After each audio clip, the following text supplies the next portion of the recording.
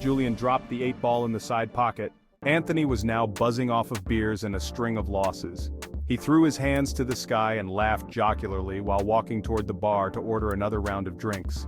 On his way to the bar, he was jostled by two individuals seemingly in a rush to get past him. Anthony was not triggered but needed to soften his train of thought to keep from crashing out. He was already suffering from bouts of anxiety, and the beers would be a welcome distraction from his present situation. Suddenly there was a loud crash coming from the rear of the bar. Julian stood breathing heavily over John's fallen body. Derek charged at Julian with a pool cue in hand. John and Derek had heard from mutual acquaintances that Julian routinely frequented Rupert's bar and had arranged a meeting to settle a score.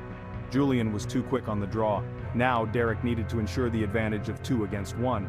Anthony had been drawn to the commotion and quickly assessed the situation. Detecting that Anthony was in trouble, he smashed the beer bottle over Derek's head. Derek now lay in a fetal position, rubbing his egg-shaped pate. John still lay unconscious while Julian and Anthony made a graceful exit. On the ride home, Julian explained to Anthony that the two thugs were disgruntled co-workers who were discharged from the Yawa Development's fulfillment center. Anthony was somewhat surprised that they would attack Julian because of Julian's calm demeanor.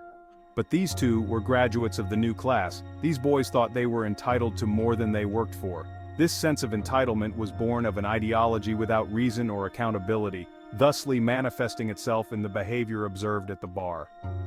Upon arrival at Anthony's apartment, Julian received assurance that Anthony would always have his back. Julian was humbled in his appreciation. He dropped Anthony off at the apartment and headed back home. With each passing moment, he was becoming increasingly incensed at the thought of those two coons making a brazen move like that. At morning sun, Julian prepared breakfast and completed his daily hygiene ritual. He collected the newspaper on the way out of the hotel lobby.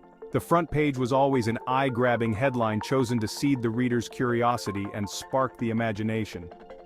He amused himself with the notion that the only news worth reporting was bad news. He located his car several meters away from the hotel entrance.